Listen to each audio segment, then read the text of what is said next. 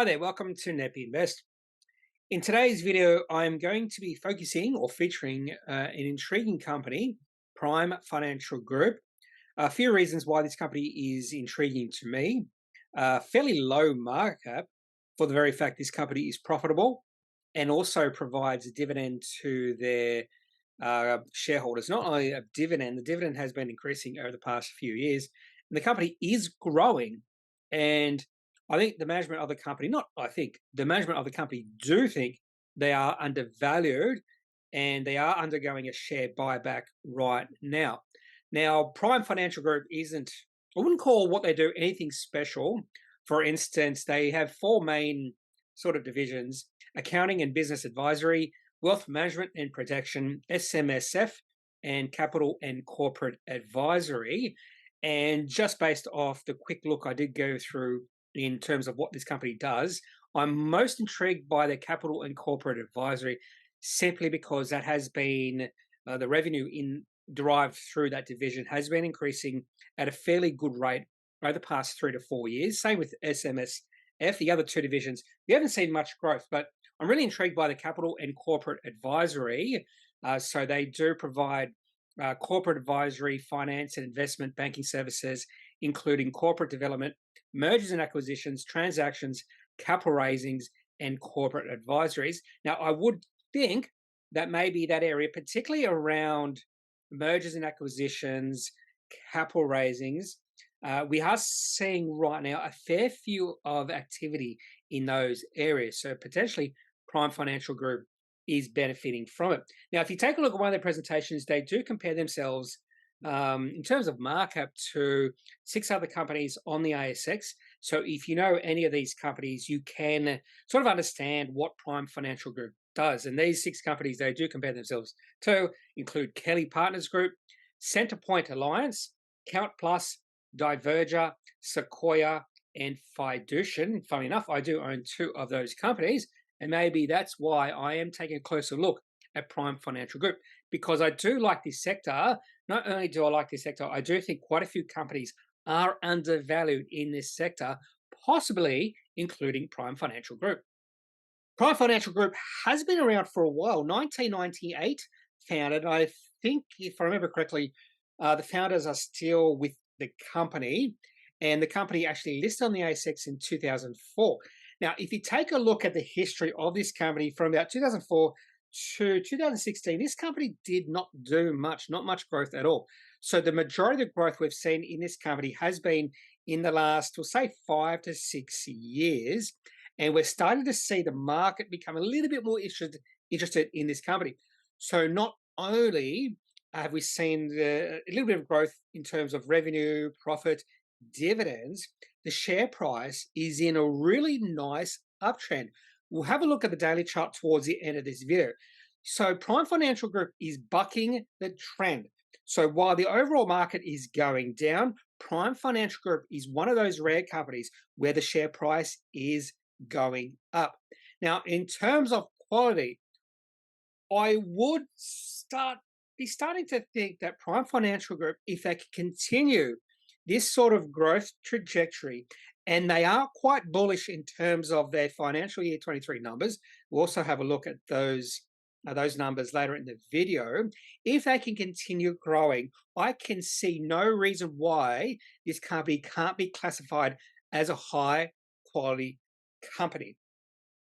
For full disclosure purposes, I am not a shareholder of Prime Financial Group at this point in time.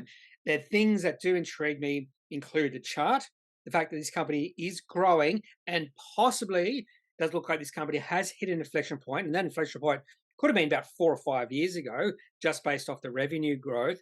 But I do want to take a bit of a closer look. I haven't really taken a deep dive into this company just yet. Now, sometimes you can look at the long-term chart for a company and determine whether the company is good quality, high quality, or low quality just based off the chart. And if you did that with Prime Financial Group, you might come to the conclusion this company is not low quality. And probably, if you did come to that conclusion, I probably wouldn't argue with you, because for a long period of time, when this company was listed on the ASX, this company did absolutely nothing. And this is the weekly chart. Maybe it's even the monthly chart. but it goes all the way back to 2009.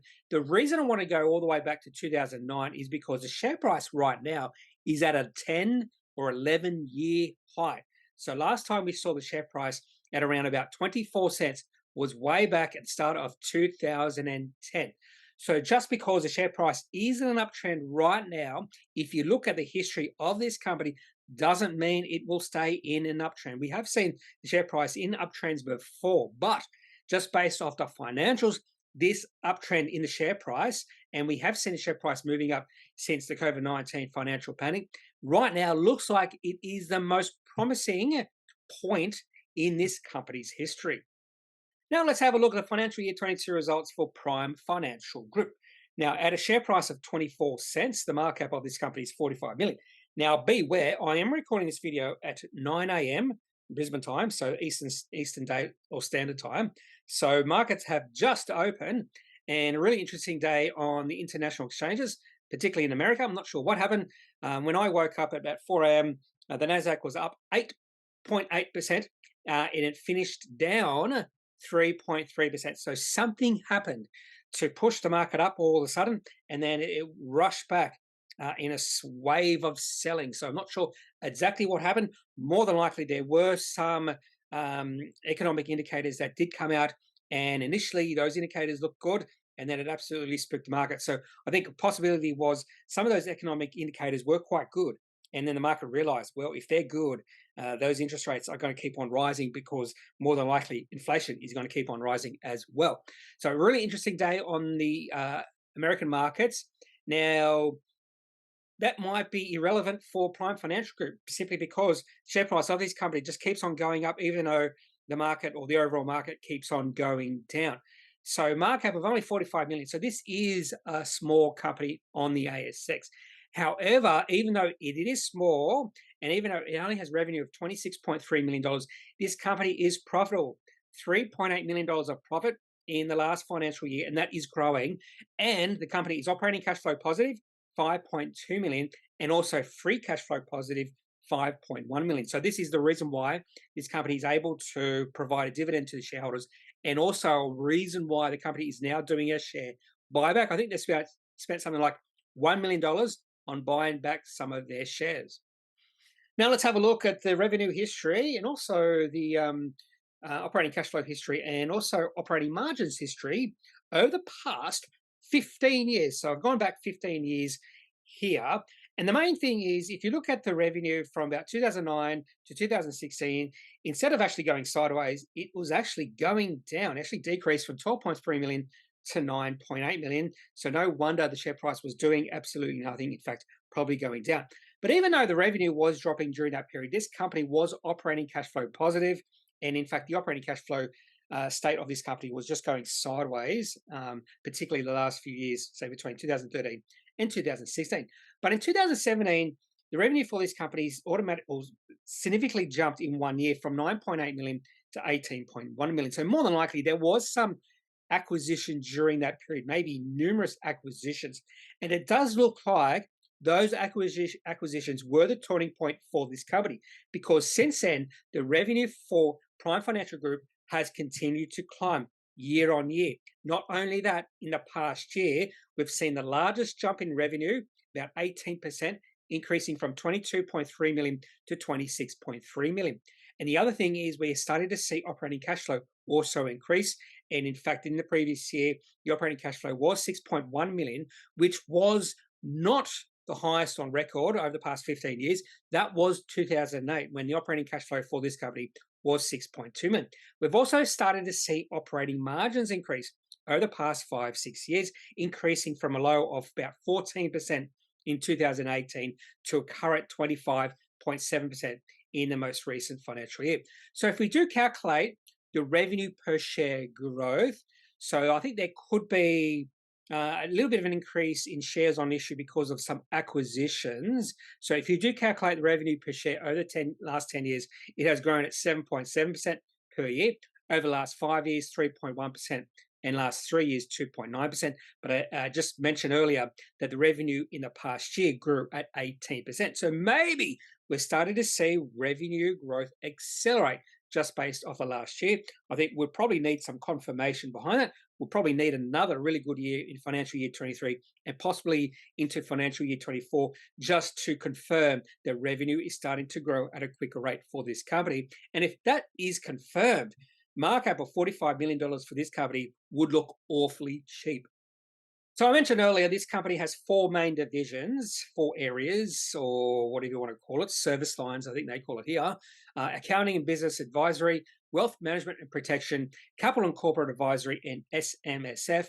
And in their presentation, their financial year 22 presentation, they provided the revenue for all these divisions over the past 4 years. And I like this sort of information. So we can see which division or their service line has been really successful or is growing.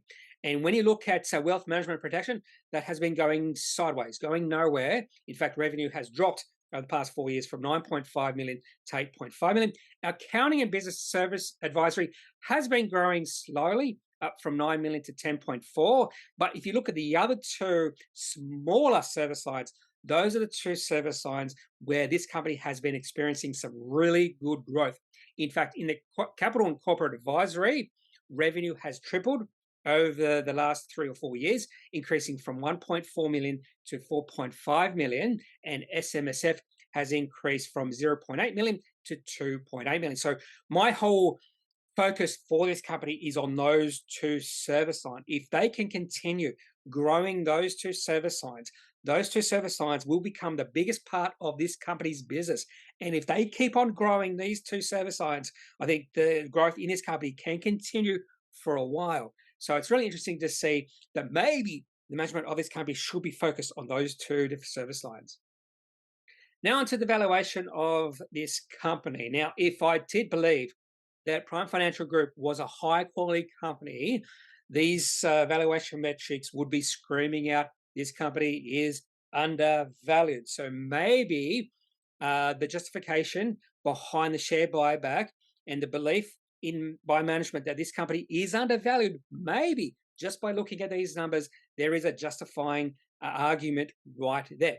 So the P ratio for Prime Financial Group is 11.8. And the expectations for this company is for it to grow over the next year by something like 10 to 15%. And if it can grow, the forward-looking PE ratio is going to be less than 10. Price to sales ratio, 1.7. Price to operating cash flow, 8.6. And this is in a range. So typically I look for a range between 6 and 10. And if I see a price to operating cash flow of a company between 6 and 10, I am starting to be a little bit more interested in that company, no matter whether it's high quality or low quality. But if I think a company is high quality, price to operating cash flow between 6 and 10 is attractive. And the last thing I did was a reverse DCF. So reverse DCF is just looking at the rate of growth this company would have to achieve to justify the current valuation. So I did use operating cash flow. So this company wouldn't even have to grow to justify the current valuation. So if this company grows at all over the next 5 to 10 years, right now, this company is undervalued. Now on to the outlook for financial year 23. I've already mentioned this a couple of times. And if the company can achieve their expectations, I think there is a really sound argument that this company is undervalued right now because they are expecting revenue to grow at 15% plus, growth in underlying EBITDA to be between 5 and 10%, and earnings per share to grow 15% plus. So this company could grow their earnings per share at 20%, 25%. So if they can achieve earnings per share growth of 15%, I do think there is that really good argument that this company is undervalued right now. They've also mentioned that share buyback, which commenced on the 1st of October 2021. They've approximately spent about $900,000 on that share buyback at an average share price of 18 cents.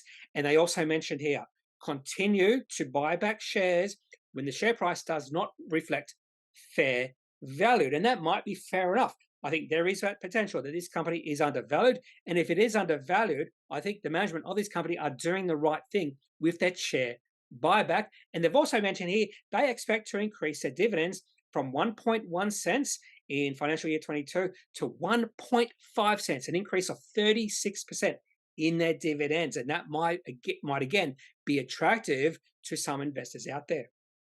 Now onto the daily chart for Prime Financial Group. So I've already mentioned that this chart is not usual chart you see on the ASX or even on international markets over the past year, because we have seen most of equity markets being in the sort of a downtrend, a bear market over the past year. And if we look at Prime Financial Group, the share price is in a well-defined, nice-looking uptrend. In fact, this particular chart goes all the way back to March of 2021, when the share price of this company was struggling to get above 10 cents. And right now, the share price of Prime Financial Group is 24 cents. I have been looking for an opportunity to take a position in this company for a little bit of a pullback. And I've been looking over the last 2 or 3 months. The last time we saw a little bit of pullback was about 2 months ago, when the share price hit 19 cents for a brief period of time. So if I do see the share price pull back to say 20 cents, I might think about taking a position in this company. And if I do take a position, it's going to be for the long term. Now, my only hesitancy in taking a position in this company is I do own a few companies that are fairly similar to Prime Financial Group. So I don't want to really overweight myself and my portfolio in this area. I plan to continue these financial year 22 result videos for the next few months, at least up until the end of the calendar year. And the next 5 companies I'll be looking at include Sims Metal Management, Steadfast, Super Retail Group, Credit Corp Group, and Objective. And you'll notice most of these companies, if not all these companies, are profitable. Some of these companies have been growing. Some of these companies I would classify as high quality companies. Maybe 1 or 2 I'll probably classify as low quality companies. But if you do have a suggestion of a company you would like me to feature in these videos, just leave that suggestion in the comment section of this video. Preferably, I'd like that company to be profitable and also at least to have a fair bit of revenue and a little bit of revenue growth as well. It doesn't have to be a high quality company. So maybe your suggestion could be a mining company or even a bank. Yes, I don't consider banks to be high quality companies. That's all I have for this video, looking at Prime Financial Group's financial year 22 results, a small cap company on the ASX that possibly looks a really good value right now, even though the share price is in an uptrend. That may be another reason to buy this company, because it is bucking the trend. Most other companies are either going sideways or going down. This is one of the few examples on the ASX where the share price is going up. The financial expansion of the company is there. Revenue is increasing. Profit is increasing. The management expectations is for this company to increase their revenue and their profits into financial year 23. And if they're able to do that, I think this company is looking really attractive at current valuations. So if you have any questions about Prime Financial Group, just leave those in the comment section of this video. Otherwise, I'm not a financial advisor. If you do need financial advice, make sure you seek out someone who is qualified and can speak to your own financial needs. That's it for this video. Have a good day. Bye.